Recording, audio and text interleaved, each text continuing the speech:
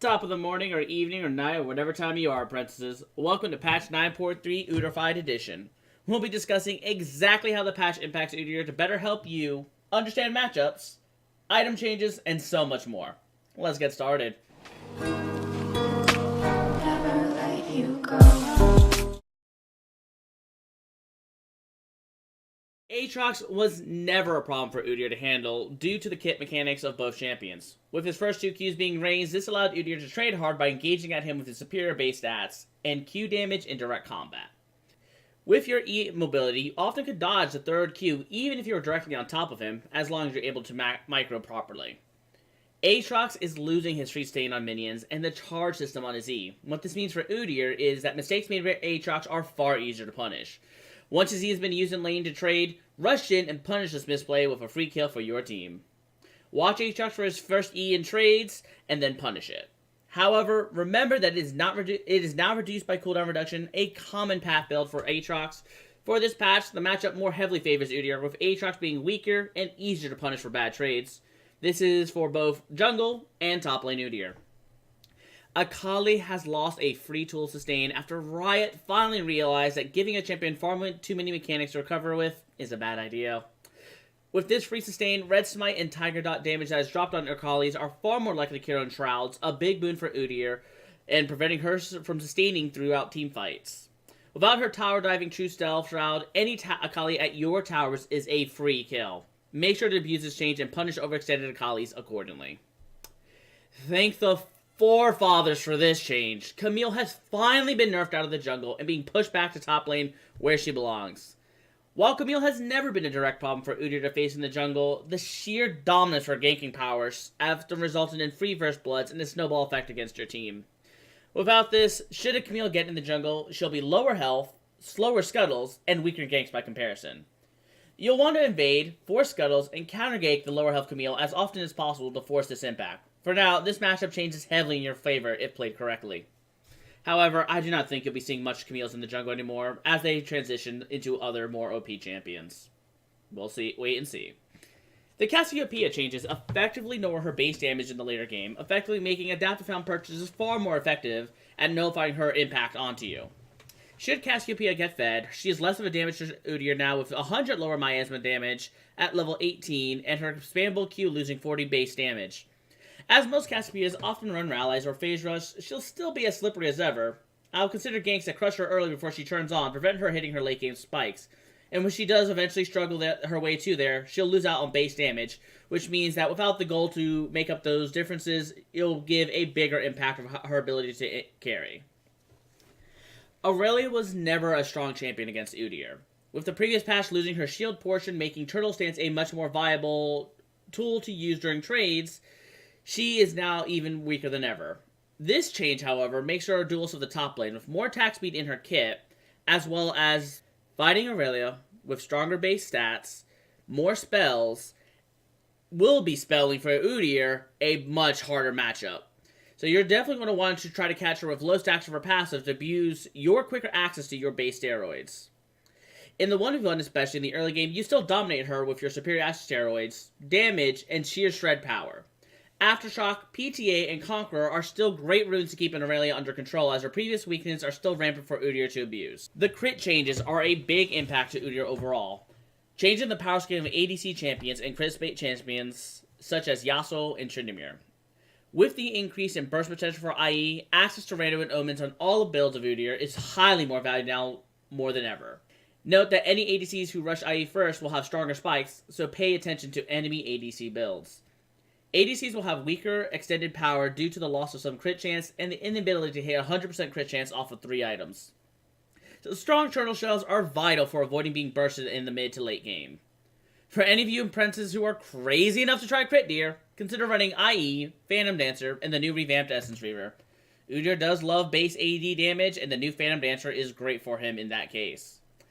And sadly also terrible to fight against. ADCs who pick this item will have less DPS than any who doesn't, but the sheer power of the shield can turn krills around that should have been earned. As this has no requirement beyond a percentage health threshold, Udyr will find it harder to burst these champions who misposition. And for Aftershock Udyr especially, can lose out on the potential burst needed to finish the job off. PTA Udyr shouldn't be concerned as much, But with the DPS provided by your runes, you may still be able to find it viable to delete a badly placed ADC before they're able to escape, without the shield mattering. Aftershock will simply take longer, but is more likely to survive the DPS they dish out accordingly, so definitely keep a note of that. The new Essence Reaver is a decent off-meta item for Udyr, providing damage, crit, CDR, and most importantly, a way to manage his mana. Fighting against it will only make champions like Kazaya more meta, and these champions crumble when facing against Udyr. Thank goodness they got rid of Essence Flare to only replace it with this bullshit. Spear Sojourn is a net nerf to the stats of old Essence Reaver with a reduction in 15 AD and an increase in price by 200.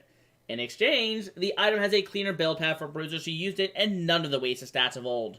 The problem champions like Jackson River will more favor this item, being bulkier and harder to kill when they buy it. Should the champion build a stair chase, their build is simply raising it stronger than ever before. For Udyr, take advantage of anyone who would build this item. The build path does not provide any unique passes beyond 10% CDR, and with its hefty cost, they'll be hard-pressed to getting it online in time. A public service announcement to all of you guys asking this question. Spear of Sojourn does not work with Udyr. You don't have an ultimate. Stop asking. Please. Thank you. Stormrazor is a hit into the gut for Udyr mains, with ADCs such as Graves and Jhin getting a potent 40% slow on hit should their Energize effects hit you. Its synergy with Fleet Footwork is a boon should you go that route with off-meta Fleet Udyr, but the ADCs who use it against you will be better at kiting you, so be noted that. Be wary of any Fleet Footwork champion, and try to prevent them from getting this combo as long as possible. Should they have it, remember, Boots of Swiftness or Unflinching can reduce the strength of the slow if they're strong. Furthermore, it is only on energized effects. Stop these enemies from moving and building up the next potent attack. For the rest of the crit items, they've seen a reduction in cost with some adjustments on stats. For Udyr, this means that enemy ADCs and allied ADCs will activate sooner, so bot priority will be a bigger impact for deciding how games will go. Don't let an enemy ADC grow out of control, as at 2 items they'll have slightly less attack speed, but a far stronger crit that can press the attack and even Aftershock Udyr viably out of a fight before it's even started.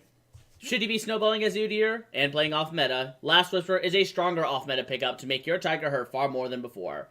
But for meta builds, this is bad news. Champions like Kha'Zix, Zed, and any ADC will have a safer build up to a full upgrade, negating 20% of your armor and getting an additional 5 AD for free when they're finished. This makes late game Udyr weaker in comparison to old, and with the ADC's power spike investment hitting at 2 items, Tri-Sword Udyr is going to have a far more need to rush into randoms to lower the damage received from crit ADCs. Now we're going to be going to the net nerfs and buffs. Simple, easy, beautiful. This patch is showing a lot less changes than before, with Lissandra changes are a net positive for Udyr to fight against, with her E loader and damage she'll have less potential in AoE carry potential in late game, as this ability is often max last. As most Lissandra's trades versus Udyr generally go as Q, W, E away, you won't generally see an impact in your early games from her damage potential. However, the increase in mana will mean Lissandra's will desire blue buff and Ocean Drakes far more to stay manageable in their lanes. Make sure to not deny them this resource to leave that Riot-given nerf its desired impact and secure your wins. Scion is yet another net positive gain for Udyr, with the inability to trade as often into unfavorable matchups. Udyr both has safer ganks, and more often going to find top laners are able to trade effectively with him. Make sure not to only punish this, but also watch for the use of his Soul Furnace. The change to Soul Furnace's base cooldown has gone from 11 at all ranks to 15, going down to rank 5, down to back to 11 cooldown. So what this means is that when a enemy Scion goes in for a trade, watch when he makes that Soul Furnace usage. And then you will know you can go in, make a trade, and potentially pick up a kill. Be warned that invading a level 1 Scion, while weaker in damage, hasn't lost any CC. So let's not throw our games in new creative ways, apprentices. Yet another well-deserved nerf for enemies and a boon for all forms of Udyr. With Zyra plants losing out on some base damage, her combo will have less strength in killing you, allowing Aftershock Udyr to just ignore her plant damage and press the attack Udyr to possibly outtrade for said plants before said plants kill you first. Her CC is still as strong as ever, and take heed, the only reduction is in plant damage and not her base ability combos, so definitely make sure to try to avoid her skills as often as possible as before. In review, for this patch overall, watch out for the return of ADCs into the meta with stronger crits, and especially for Yasuo seeing an increase in pick rate. You'll want to counter this by ensuring your ADC is the one who turns on first, and should enemy Yasuo's be on the map, prioritize getting Random's Omen to reduce 2 champions' damage by 20% on crit hits. If you enjoyed the review, please let me know by hitting that lovely thumbs up button, and let me know your appreciation in the comments below. Were you dissatisfied or have suggestions to improve this format? Also let me know in the comment section below. Make sure you open your code books by hitting the subscribe button and hit that bell icon to be notified when the next lesson or gameplay video is live. For now, apprentices, this is MetaSolaray, signing off till next time. Dio!